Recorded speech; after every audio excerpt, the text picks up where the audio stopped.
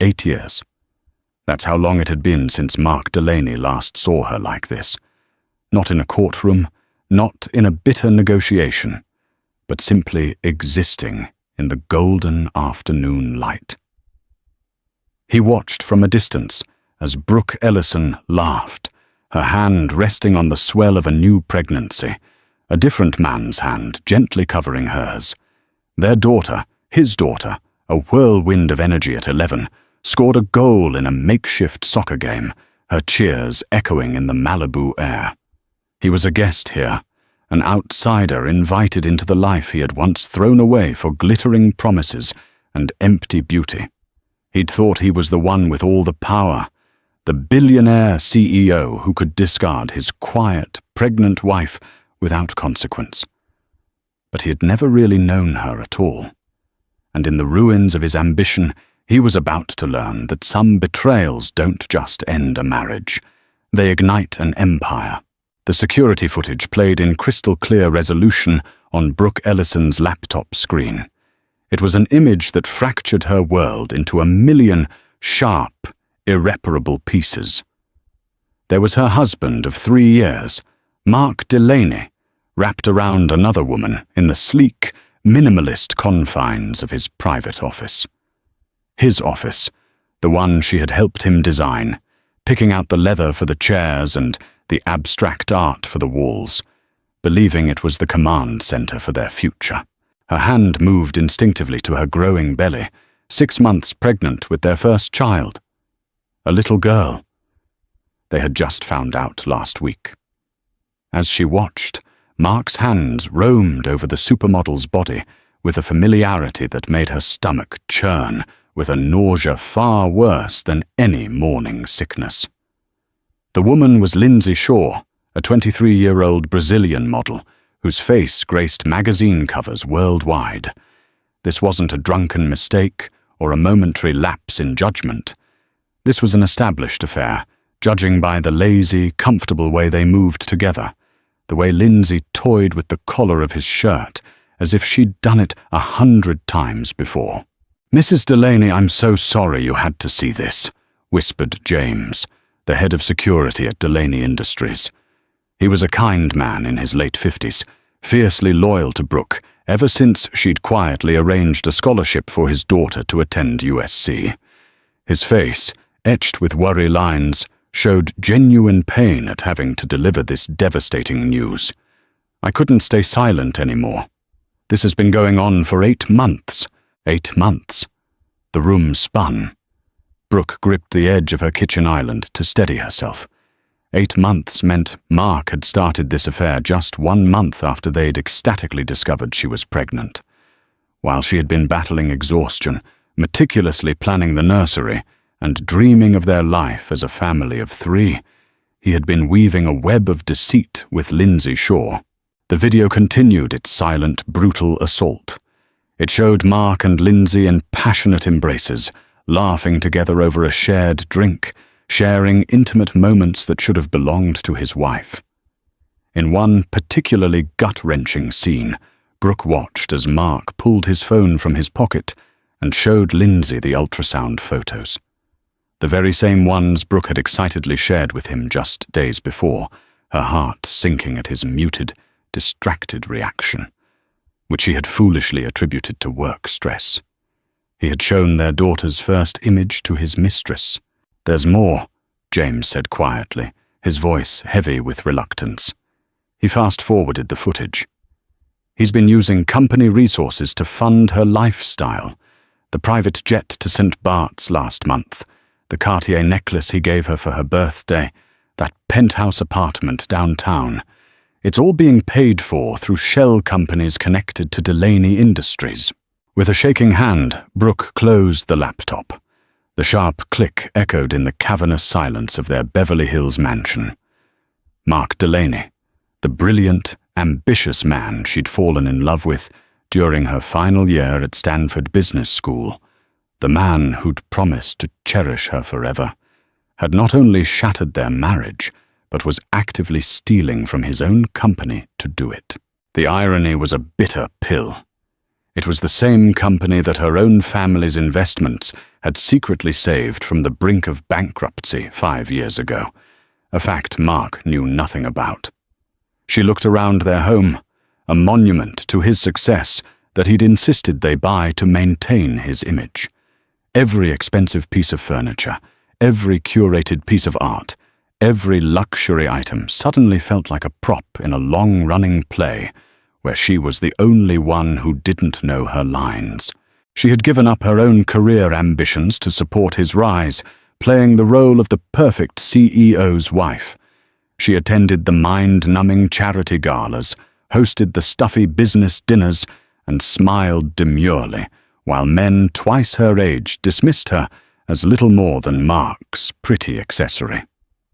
All the while, she was hiding her own identity, her own formidable capabilities, believing it was a necessary sacrifice for love. Her phone buzzed. A text from Mark. "Working late again tonight, honey. Don't wait up.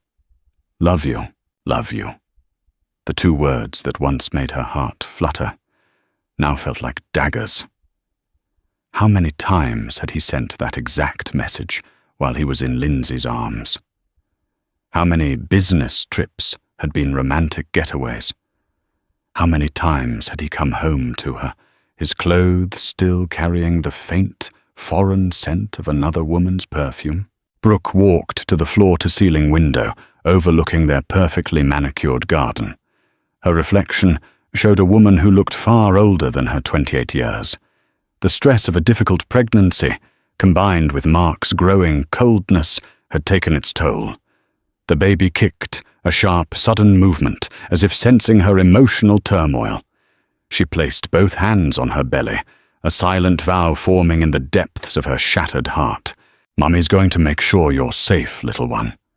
And Mummy's going to make sure Daddy pays for what he's done to us." Her phone rang. Mark calling. For a moment, she considered letting it go to voicemail, but a cold resolve settled over her. She needed to hear his voice, now that she knew the truth. She needed to understand the chilling mechanics of his deception. She answered, her voice remarkably steady. "Hi, honey. Hey." His smooth, confident voice came through the speaker, the same voice that used to whisper promises of forever in her ear. "Just checking in. How are you feeling? How's our little girl?" Our little girl. The lie was so effortless, so breathtakingly cruel. "We're fine," she managed to say. "When will you be home?" "Probably not until very late. This merger is taking everything I've got. You understand, right? I'm doing this for our family's future. Our family's future." He spoke of building a future with her while he was actively destroying it for a woman barely out of her teens. "Of course I understand," Brooke replied, surprising herself with how calm she sounded. The grief was still there, a massive, crushing weight in her chest, but something else was rising to meet it. A cold, clear, and focused rage. "You do what you need to do." After hanging up, she sat in the growing darkness of their living room, not bothering to turn on the lights. For 3 years, she'd been the supportive wife, the understanding partner who never questioned his long hours. She'd been so naive, so trusting, so blind. But Mark had made one crucial, catastrophic mistake. He saw her as just a pretty face, a simple woman from a middle-class background who'd been lucky to catch his eye. He had no idea that Brooke Ellison was, in fact, Brooke Ellison Keats, the sole heir to the Keats technology empire, a global behemoth worth over $50 billion. And he was about to learn, in the most public and painful way possible, that he hadn't just betrayed his wife. He had declared war on a queen. For the next 3 weeks, Brooke became the greatest actress of her generation. She performed the role of the loving, supportive wife with an Oscar-worthy dedication, a chilling counterpoint to the storm raging inside her. Her heart, once a vessel of love for Mark, was now a cold, methodical machine, calculating his downfall with every beat. Each morning, she'd wake up and smile at him over breakfast as he read the financial news, oblivious. She'd ask about his day, feign interest in the fabricated merger meetings, and gently rub her belly, a constant, visible reminder of the family he was betraying. His phone would buzz incessantly with what she now knew were messages from Lindsay Shaw. Each ping was a fresh stab of pain, but she endured it, her mask of serenity never slipping. She was gathering intelligence, waiting for the precise moment to strike. "I have to fly to Miami this weekend," Mark announced one Tuesday morning, not bothering to look up from his tablet. "Big meeting with the Thompson Group." Brooke's blood ran cold, but her voice was as warm as honey. "Oh, that's a shame. I was hoping we could finish the nursery." She already knew there was no Thompson Group. James had quietly informed her that Lindsay Shaw was shooting a swimsuit campaign in Miami that very same weekend. The lies were so constant now, so woven into the fabric of their lives, she wondered if he'd always been this deceptive, or if the affair had simply unlocked a darkness that was there all along. "I know, I'm sorry," he said, finally looking at her with an expression of feigned regret. "We'll do it as soon as I get back. I promise." "That's fine," she replied, buttering her toast with hands that didn't tremble.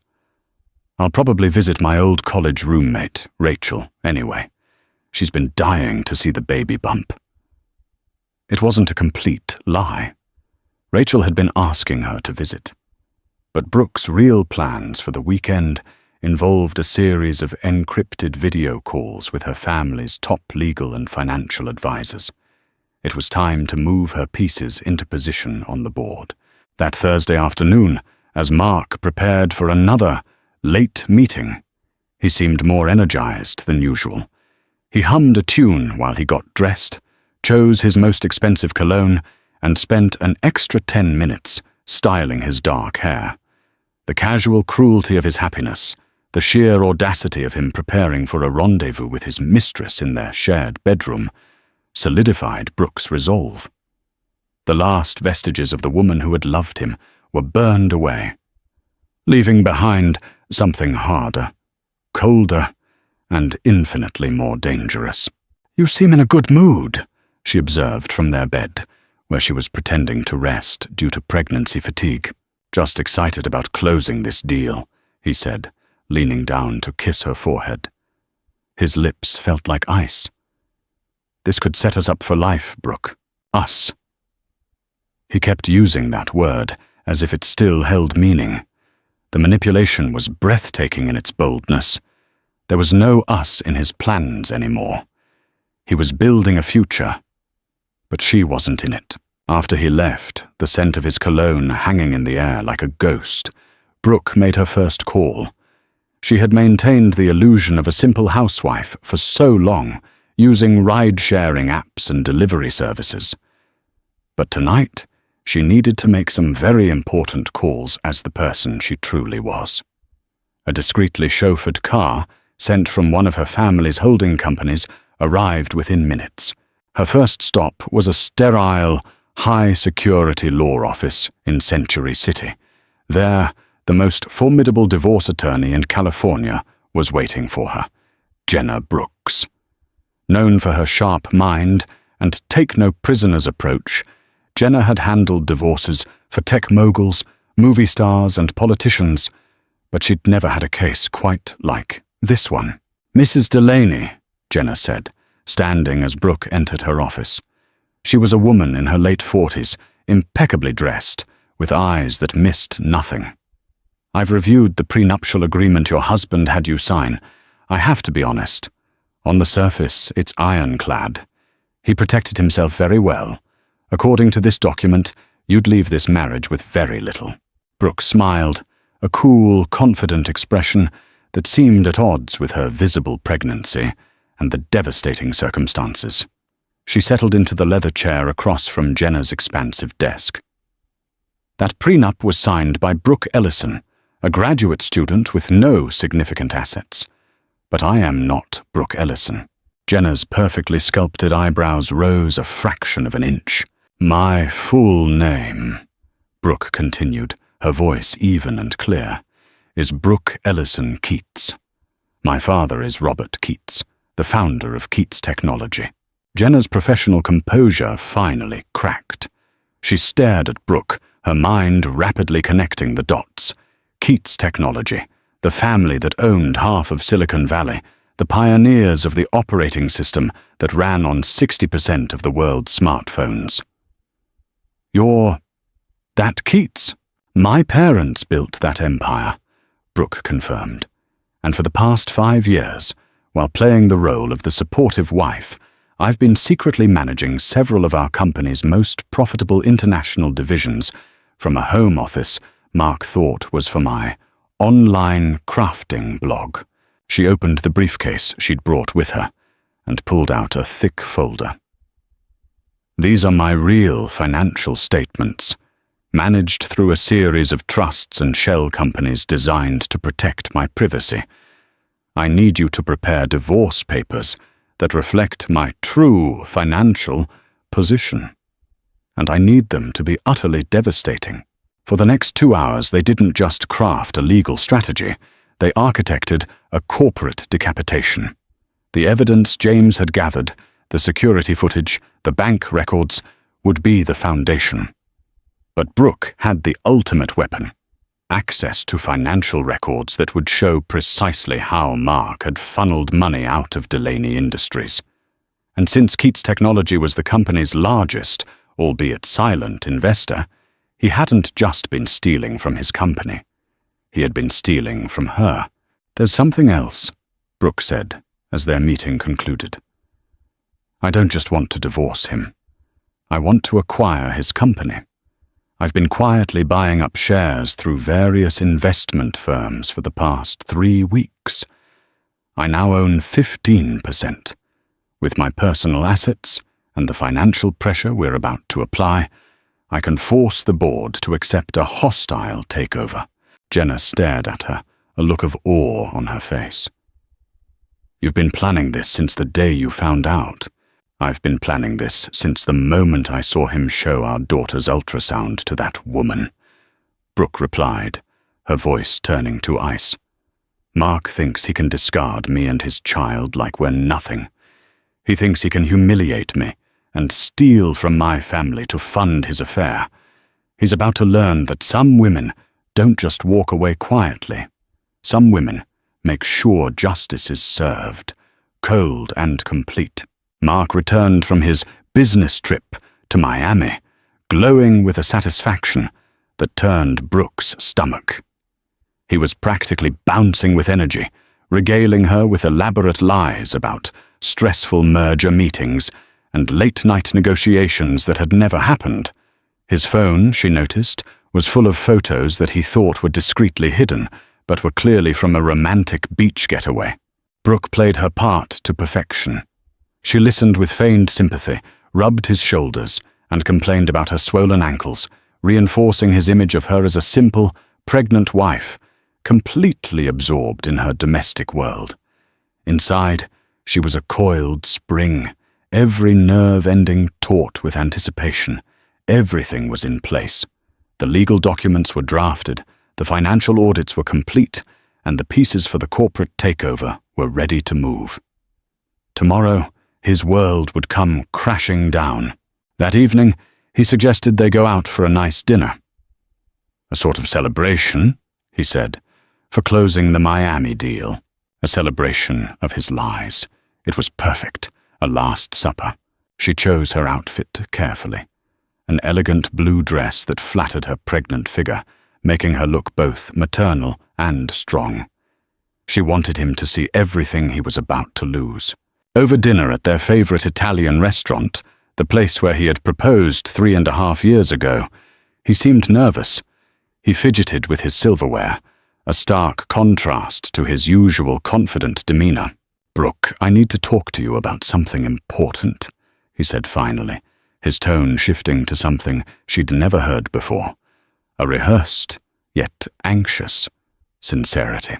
Here it comes, she thought, her heart rate quickening despite her mental preparation.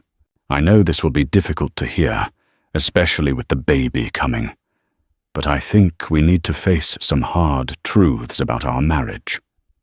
He ran a hand through his perfectly styled hair, a gesture she'd once found endearing, but now saw as pure performance. "We've grown apart over the past year. We want different things. I think we should consider a divorce." The words hung in the air between them, thick and poisonous. Brooke let the silence stretch, watching him squirm. He was probably running through the script Lindsay had helped him practice. "Divorce?" she repeated, her voice a carefully controlled whisper. "I know it's shocking," he continued, pressing on now that the worst was over. "But I think it would be better for both of us in the long run. We could co-parent the baby, of course. I'd make sure you're taken care of financially, within the bounds of our prenup." He was trying to sound generous, but she could hear the cold calculation behind every word. He wanted a clean, quick break, leaving her with next to nothing while he and Lindsay enjoyed the fruits of his company, a company her family had saved. "Is there someone else?" she asked quietly, looking him directly in the eye. Mark's pause was just a fraction of a second too long. "No, of course not. This is just about us. We're not compatible anymore." The lie was delivered with such practiced confidence that a part of her almost admired his skill for deception. Almost. She felt a profound, hollow sadness for the man she thought she had married, a man who had never really existed at all. "I need some time to think about this," she said finally, her voice betraying just the right amount of shock and hurt. "Of course. Take all the time you need," he said, relief flooding his features. He reached across the table to squeeze her hand, his touch now feeling reptilian and cold. "I just want what's best for both of us." Later that night, after Mark left for another business meeting, actually a dinner date with Lindsay to celebrate his successful delivery of the divorce news, Brooke made her final preparations. She spent the night not in their shared bed, but in the nursery. She sat in the rocking chair they had picked out together, surrounded by tiny clothes and soft toys, ghosts of a future that would never be. The irony was crushing. While she prepared to bring their child into the world alone, she was also preparing to bring his carefully constructed life crashing down around him. Her phone buzzed with a message from her lawyer, Jenna Brooks. "Everything is ready. The papers will be delivered to his office tomorrow at 2 p.m., just as his quarterly board meeting begins. Are you certain you want to proceed?" Brooke looked around the nursery one last time, her hand resting on her belly, feeling the strong, steady kick of her daughter. "Absolutely certain," she typed back. It's time Mark learned that some mistakes can't be fixed with charm and lies. Tomorrow would mark the beginning of the end for Mark Delaney, and the beginning of a new, formidable life for her and her child. A life where she would never again pretend to be less than what she was. A life where she would never again trust a man who saw her as disposable. The game was about to begin, and Mark still had no idea he was playing against an opponent who had already won. The boardroom at Delaney Industries was a cathedral of corporate power, all glass and polished steel on the 15th floor. From the parking garage across the street, Brooke watched through a pair of high-powered binoculars, her car perfectly positioned to give her a clear view. She checked her watch. 2:07 p.m. Exactly. Jenna Brooks had impeccable timing. Through the lenses, she saw Mark at the head of the table, his expression confident, almost smug. He was in his element, the master of his universe. Then, his secretary entered, her face pale, holding an official-looking envelope. Brooke watched Mark's expression shift as he sliced it open and began to read. It was a symphony of destruction in miniature. His confident posture slumped, his face drained of color, going from confusion to shock to sheer panic in the span of 30 seconds. The other board members leaned forward, murmuring amongst themselves, trying to understand why their CEO looked like he'd just seen a ghost. In many ways he had. The ghost of the woman he thought he knew. Brooke's phone rang. It was Jenna, connected through a secure earpiece. He's reading them now. The petition for divorce, the temporary restraining order against company assets, and the formal notice of my clients, that is, your true financial standing. His lawyer should be calling my office within the hour. Perfect, Brooke murmured, lowering the binoculars. Phase 1 is complete. How long until the financial audit results go public? The SEI filing will be posted by end of business today. Jenna's voice was crisp and efficient. The media should pick up the story about the embezzled funds by tomorrow morning, and the offshore accounts used to fund Ms. Shaw's lifestyle were frozen as of 1 hour ago. All assets connected to those shell companies are now under federal investigation. Brooke smiled grimly. When Mark had stolen company money to pay for Lindsay's penthouse and private jets, he'd unknowingly been stealing directly from a Keats Technology investment fund. Her family's forensic accountants had been tracing every single penny for weeks, building an ironclad case for both embezzlement and corporate fraud. Her phone buzzed with a text from Mark. "We need to talk. Now." She waited a full 10 minutes before replying. "I'm coming home." When she arrived back at the mansion, she found him pacing the living room like a caged tiger, the divorce papers scattered across the marble coffee table. His perfectly styled hair was disheveled, and his expensive suit was wrinkled. He looked hunted. "What the hell is this, Brooke?" he snarled, waving the papers at her. His voice was shrill, laced with disbelief. $50 billion? Keats Technology? What kind of sick joke are you playing? Brooke calmly removed her jacket and sat down in the armchair across from him, her hands folded over her pregnant belly. She was the picture of serenity in the eye of the hurricane she had created. "It's not a joke, Mark. It's the truth. The truth you never bothered to learn about your own wife. This is insane. You're a middle-class girl from Colorado. Your father sells insurance." "My adoptive father, yes. A wonderful man who agreed to help my parents protect my privacy," she said, her voice steady and cold. "My biological father is Robert Keats. My mother is Catherine Ellison Keats, the architect of the KOS operating system. I've been managing 3 divisions of our company since I graduated from Stanford, all while you thought I was writing a blog about home decor." He stared at her as if she'd grown a second head. "That's impossible. I would have known. Someone would have told me, would they? You never showed any real interest in my family or my background, beyond what was necessary for appearances. You heard quiet family in Colorado, and you stopped asking questions. You heard I wanted to take time off from my career to support yours, and you never once asked what that career actually was. You were too absorbed in your own reflection to see who was standing beside you." The truth was hitting him in waves.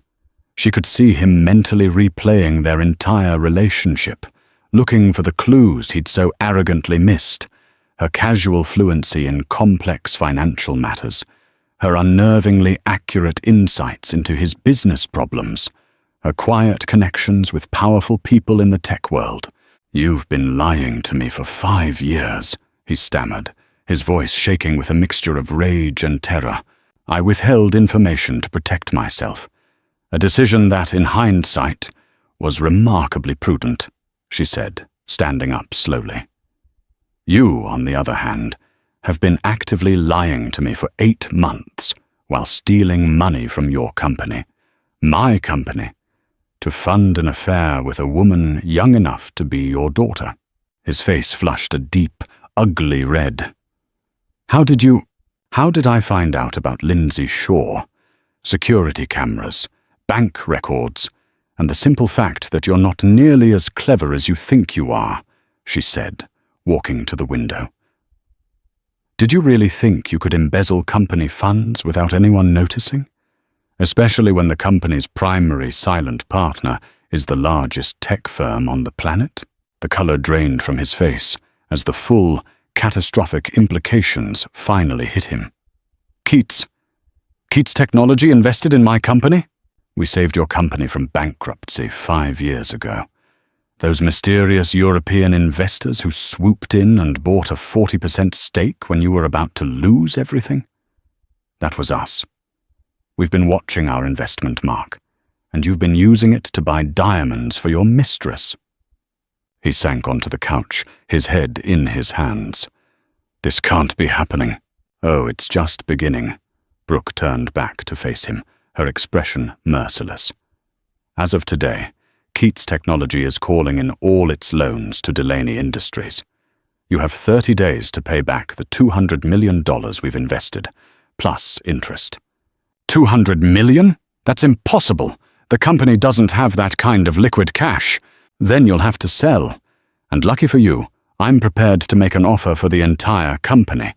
$50 million, which is generous, considering the SEC investigation that's about to go public tomorrow. He looked up at her, dawning horror in his eyes. You planned all of this. I planned to protect myself and my child from a man who thought he could discard his family like yesterday's garbage. Her voice was ice. You wanted a divorce, Mark. Congratulations, you're getting one. But you're not getting the sweet, quiet deal you thought you negotiated. That prenup is void.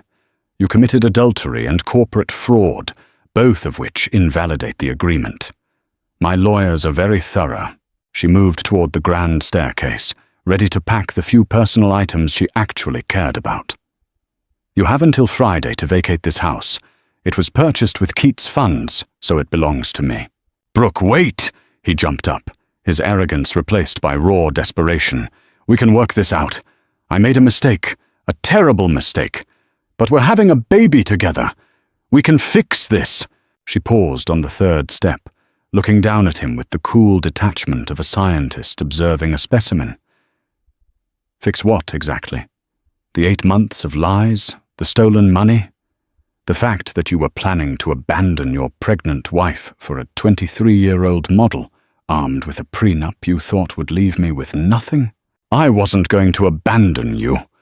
I would have supported the baby. With my own money? The money you were stealing to buy Lindsay's affection? She shook her head in disgust. You made your choice, Mark. Now you get to live with it. Goodbye.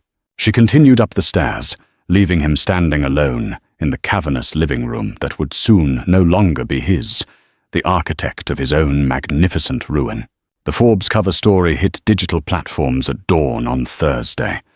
By noon, it had broken the internet. The image was iconic. Brooke, 7 months pregnant, in a sharp, custom-tailored business suit, her profile elegant and powerful, standing before the gleaming logo of Keats Technology. The headline was devastatingly simple. The $50 billion secret. How Mark Delaney's wife became his biggest enemy. From a temporary command center at Keats headquarters in Palo Alto, Brooke watched the fallout. Her phone hadn't stopped ringing since 6:00 a.m. Reporters, investors, and stunned business leaders were all scrambling to understand the story that had rewritten the landscape of corporate America overnight. Delaney Industries stock is down 60% in pre-market trading, Michael Torres, her head of acquisitions, reported, his eyes glued to his tablet. 3 of their major clients have already invoked contract clauses to pull out. The bank is calling in their loans. Her longtime friend and Keats's chief technology officer, Dr. Sarah Kim, looked up from her laptop, grinning. Twitter is a war zone. Brooke Ellison Keats is trending worldwide. Everyone is sharing quotes from your interview, especially the part about how women shouldn't have to dim their own light to make men feel powerful. The interview had been a masterclass in controlled destruction. Brooke had laid out the entire narrative, hiding her identity for love, supporting Mark's career, discovering his profound betrayal, and her subsequent decision to take back control. She had provided bank records, security footage timestamps, and financial documents that painted an undeniable picture of Mark's crimes. But the most powerful part was her personal reflection. For 5 years, I pretended to be less intelligent, less capable, and less successful than I am, she had told the reporter. I thought I was protecting my marriage by making my husband feel like the center of our universe. Instead, I was enabling a man who saw me as disposable the moment something newer and shinier came along. My story is a warning. Never make yourself small for someone who isn't willing to grow with you. Her assistant knocked and entered. "Ma'am, some updates. Delaney Industries just lost the Melbourne account. That's $20 million in annual revenue." She paused, a small, satisfied smile on her face. Also, Lindsay Shaw's publicist just released a statement. She is shocked and appalled by Mr. Delaney's alleged financial misconduct and is fully cooperating with the authorities. She says their relationship is over. Brooke felt a moment of dark satisfaction. The woman Mark had destroyed his marriage for had abandoned him the second the money dried up, proving to be exactly as superficial as Brooke had suspected. "There's more," Sarah said, pulling up another news story. "The FBI raided Delaney Industries this morning. They've seized all financial records and Mark's personal computers." The door opened and Jenna Brooks entered, her expression grim but triumphant. "I just got off the phone with the federal prosecutor's office. They are formally charging Mark with embezzlement, wire fraud, and tax evasion. The offshore accounts contained $8 million that can be directly traced back to company funds." "What's the potential sentence?" Brooke asked, her voice quiet. "If convicted on all charges, 15 to 20 years in federal prison." The room fell silent as the weight of that number settled in the air. Brooke had started this journey wanting justice and to protect her assets. She hadn't fully comprehended it might end with the father of her child spending decades behind bars. A flicker of something, pity, doubt, stirred within her. Jenna seemed to read her mind. "Are you having second thoughts?" she asked gently. Brooke thought about the question. Was this too much? Had her quest for justice morphed into one of pure destruction? Then she remembered the security footage of Mark showing Lindsay their baby's ultrasound photos. She remembered his smooth, practiced lies over the phone while she carried his child. She remembered the cold calculation with which he'd planned to cast her aside. "No," she said, her voice firm again. "He made these choices. Every stolen dollar, every lie, every moment with her while I was home, pregnant and alone. Those were his decisions. I am not responsible for the consequences of his actions." Her phone buzzed with a text from an unknown number. "Please, Brooke, meet me. I need to explain." She showed the message to Jenna, who immediately shook her head. "Absolutely not. He's desperate, and desperate men are unpredictable. He can't hurt me," Brooke said, a strange sense of calm washing over her. "His assets are frozen. His company is collapsing. He has nothing left. But I want to see him. I want to see his face when he finally understands that there are no more lies left to tell." "Then do it in a public place," Jenna insisted, "with witnesses and your security team nearby." Brooke considered this, then typed back a simple reply. "The coffee shop on Melrose. 1 hour. Come alone." An hour later, Brooke sat in a corner booth at a bustling cafe, her security team positioned discreetly around the room. When Mark walked in, she barely recognized him. The confident, immaculately groomed CEO was gone, replaced by a man who looked like he hadn't slept in days. His expensive suit was wrinkled, his hair was unkempt, and his eyes had the wild, desperate look of a cornered animal. He slid into the booth across from her, his hands shaking as he clasped them on the table. "Thank you for coming. You have 10 minutes, Brooke said, her voice devoid of warmth. I know you hate me right now, and I deserve it.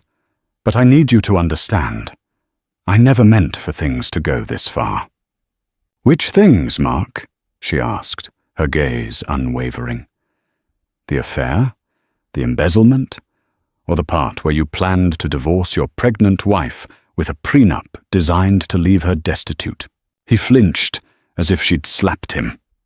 "All of it. I made terrible decisions. I was under so much pressure. The company was struggling. Lindsay was demanding. I felt trapped.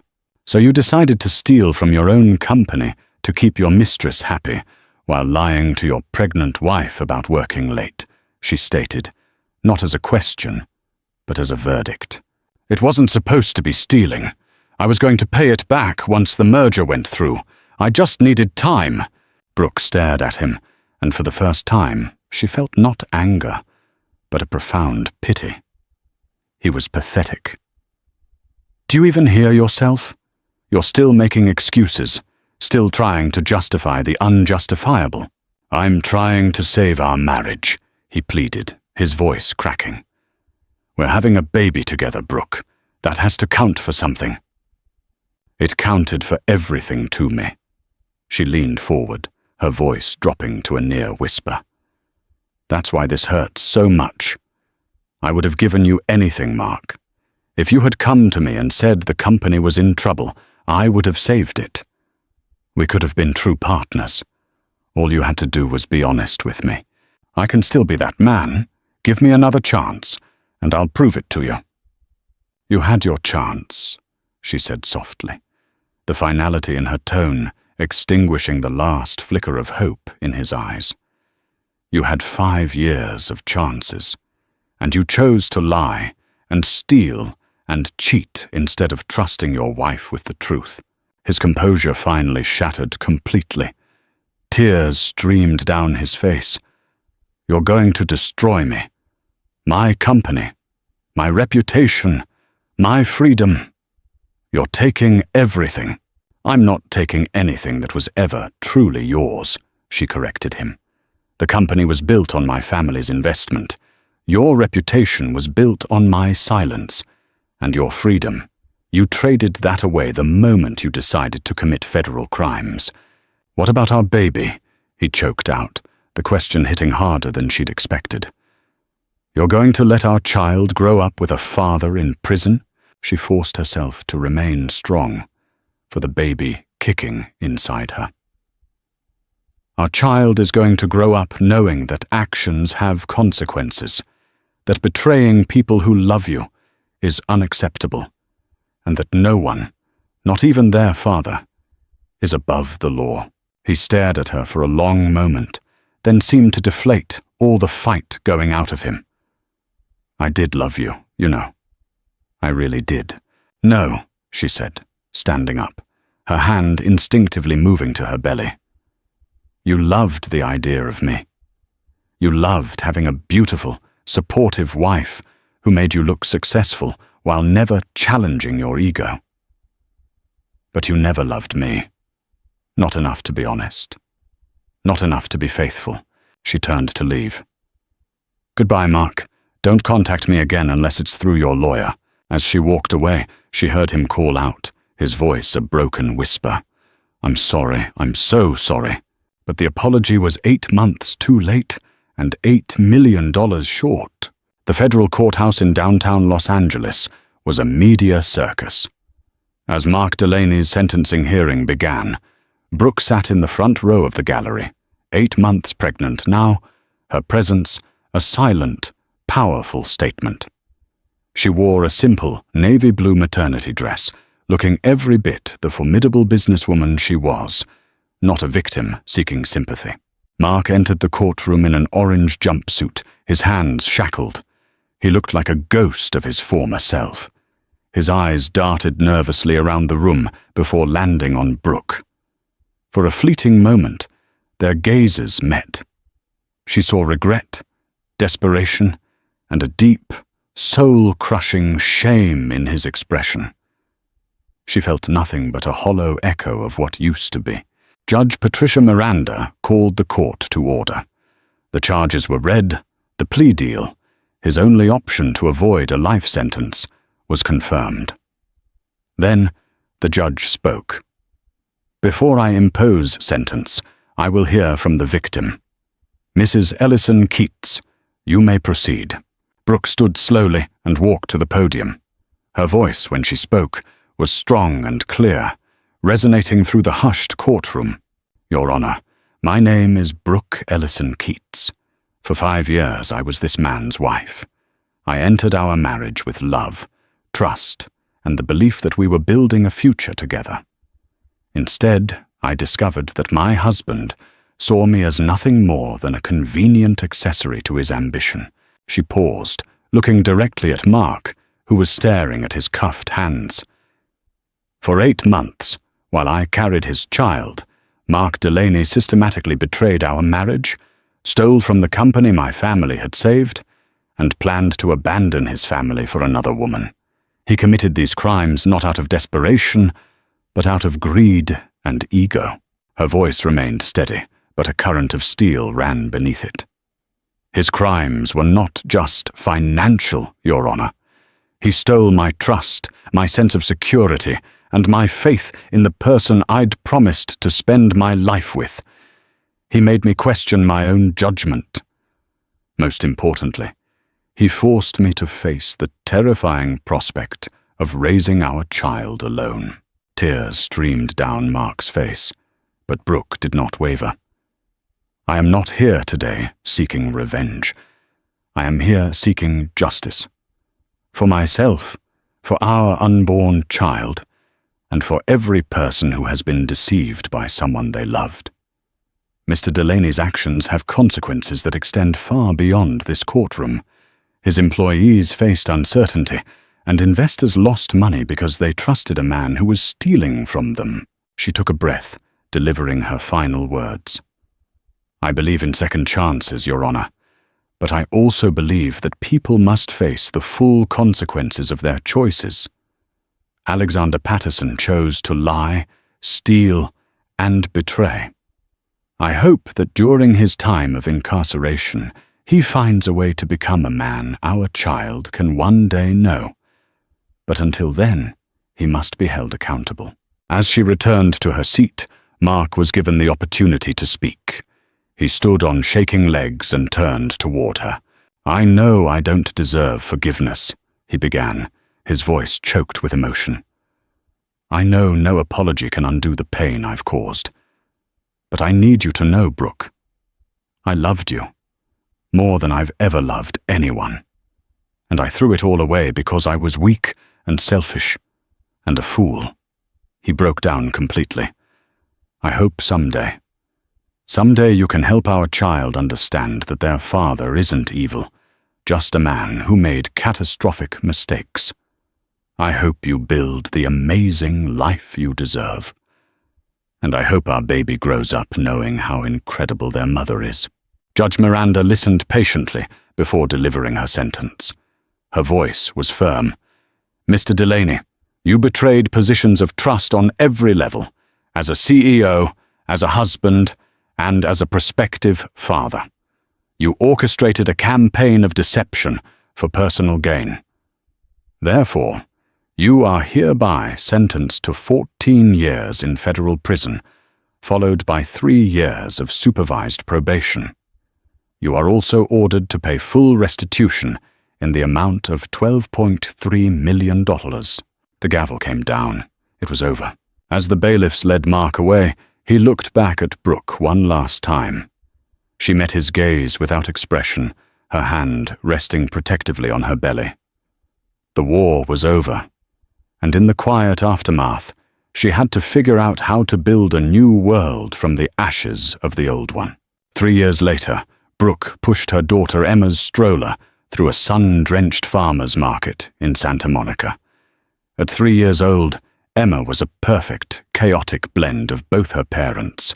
She had Mark's dark, wavy hair and charming smile, but she possessed Brooke's fierce determination and insatiable curiosity. "Mama flowers." Emma pointed a chubby finger at a vibrant display of sunflowers. "They're beautiful, aren't they, sweetie?" Brooke knelt down, her world shrinking to the size of her daughter's joyful face. In these small, perfect moments, the stress and trauma of the past felt like a story that had happened to someone else. The constant anxiety of living with Mark's lies had been replaced by the pure, uncomplicated joy of raising her daughter and building a business empire on her own terms. Keats West Coast, the company she had formed from the salvaged assets of Delaney Industries, had become a leader in sustainable energy solutions. She had proven to be a brilliant, empathetic CEO, fostering a corporate culture of transparency and respect, everything Mark's regime had lacked. "Brooke, is that you?" She turned to see a man approaching with his own daughter, a girl about Emma's age. It was Dr. Marion Keats, a kind, brilliant pediatric surgeon she had met 6 months ago when Emma had needed her tonsils out. What had started as a professional consultation had slowly evolved into a warm friendship. "Marion, hi," she smiled genuinely. "This is Emma. Emma, this is Dr. Keats and his daughter, Sophie." The two girls immediately began chattering while the adults talked. "Listen," Marion said, his professional concern mixing with a clear personal interest. "I was wondering if you'd like to have dinner sometime. Just the two of us. Not in a hospital cafeteria, surrounded by medical emergencies." Brooke felt a flutter of nervousness she hadn't experienced in years. Dating felt complicated, especially when her ex-husband's spectacular downfall was still a topic of business school case studies. But Marion was different. He was calm, intelligent, and saw her as Brooke, the brilliant CEO and devoted mother, not as the protagonist of a sensational scandal. "I'd like that," she said, surprising herself with how much she meant it. That evening, after putting Emma to bed, Brooke sat in her home office. Her phone buzzed with a text from her lawyer, Jenna. "Thought you should know. Mark is up for an early release review next month. His behavior in prison has been exemplary. He's completed multiple rehabilitation programs." Brooke stared at the message, a complex wave of emotions washing over her. 14 years had seemed like an eternity. She'd assumed Emma would be an adult before she had to confront the reality of Mark re-entering their lives. Over the past 3 years, he had written letters to both her and Emma. She had never responded, but she had kept them all, thinking that someday Emma might want to understand her father's journey. His tone had shifted from desperate pleading to what seemed like genuine remorse and self-reflection. He'd earned a degree in social work and was leading financial literacy classes for other inmates. But was the change real? Or was it just another masterful performance? Her phone rang. It was her mother. "How's my granddaughter?" Catherine asked warmly. They talked for a while before Brooke brought up the news about Mark. "I don't know what to think, Mum," she confessed. "Part of me wants to believe people can change, for Emma's sake. She deserves a father, if he's genuinely become a better person. But the other part of me, the part that remembers the lies, I don't know if I can ever trust him again." "You don't have to decide anything right now, sweetheart," her mother said wisely. "You're in control. You have all the power. If and when he is released, you set the terms. You take it one slow step at a time. The important thing is that you are no longer the woman he betrayed. You are stronger, and you are not alone." After they hung up, Brooke walked into Emma's room and watched her daughter sleep, her small chest rising and falling in a peaceful rhythm. Her mother was right. She could handle this.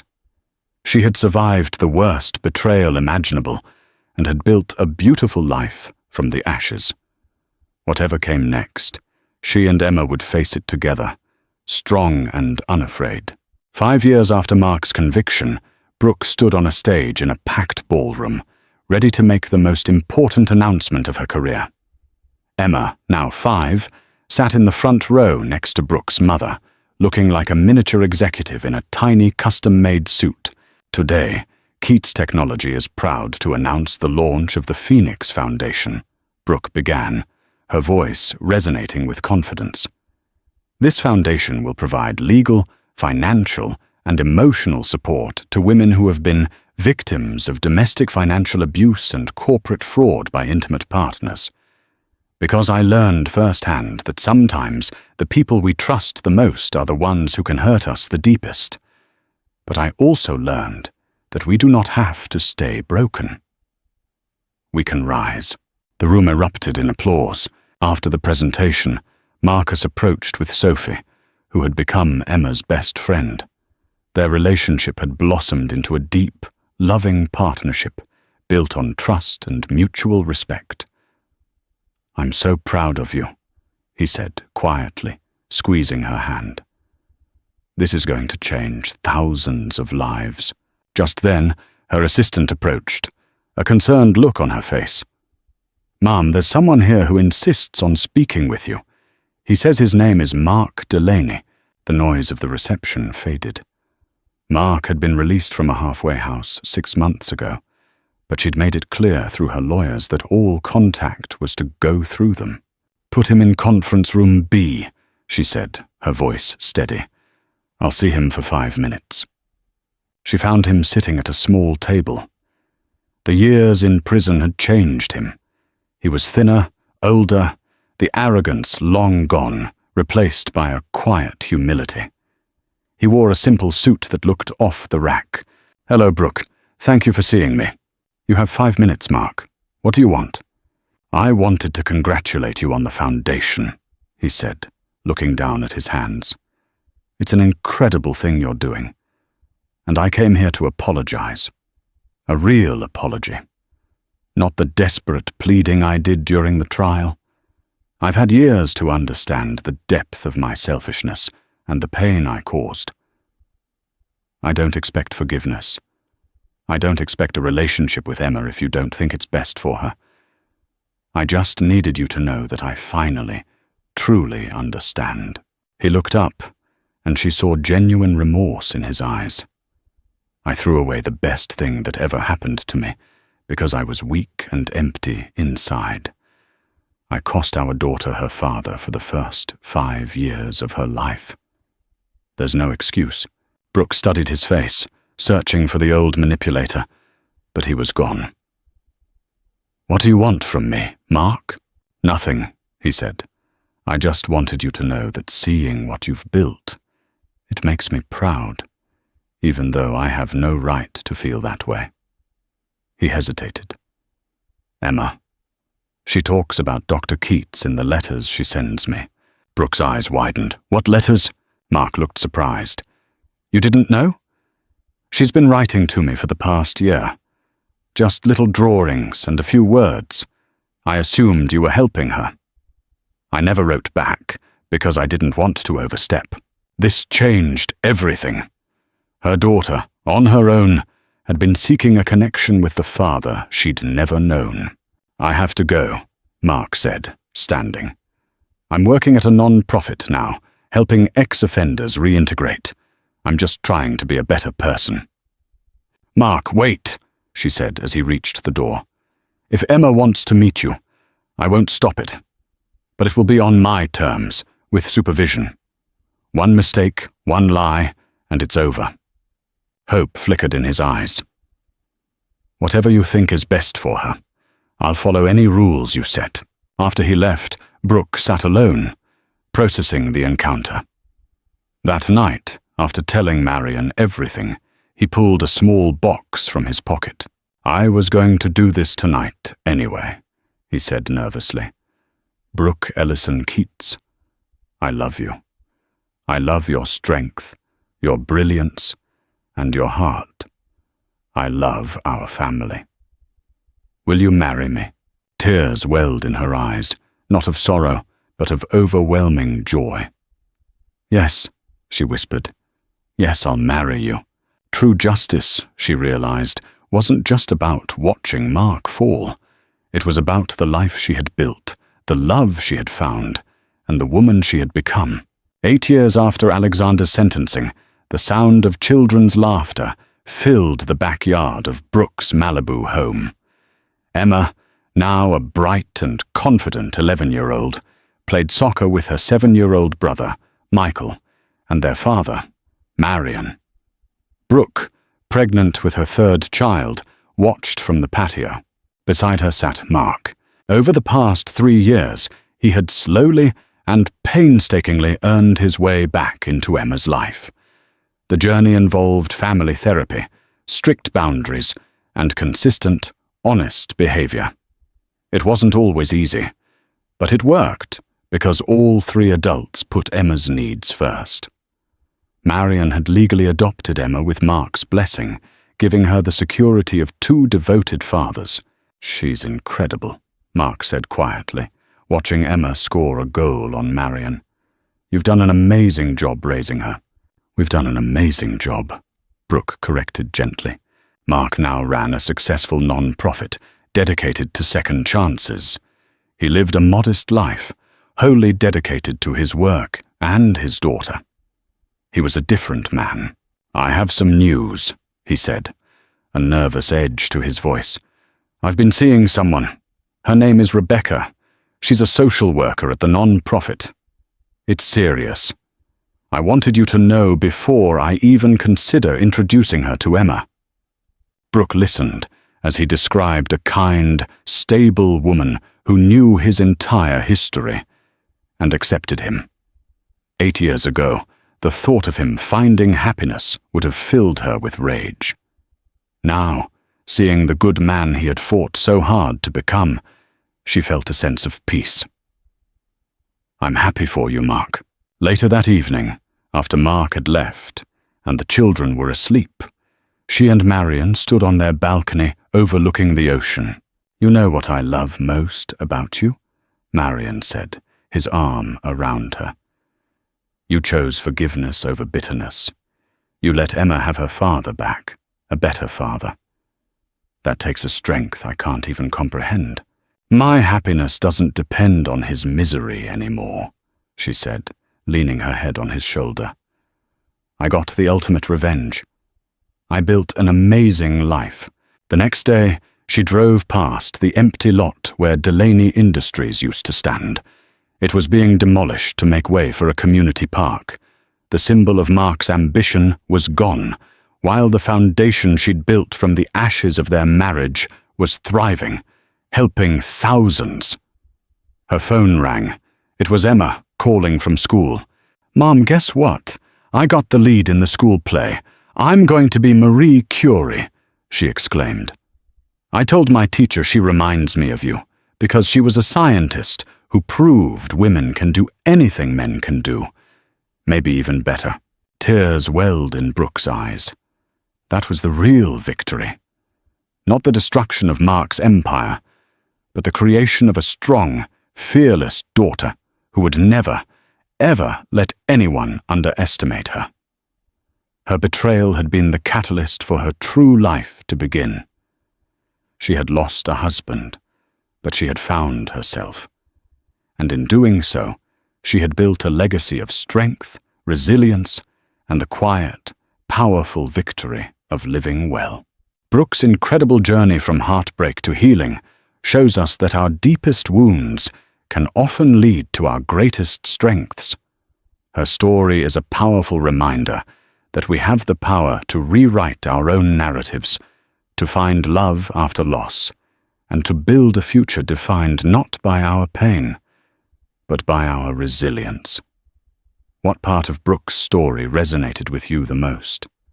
Do you believe in second chances, even after profound betrayal? Let us know your thoughts in the comments below. If this story touched your heart, please share it with someone who might need to hear it, and subscribe for more powerful, real-life stories of triumph and transformation.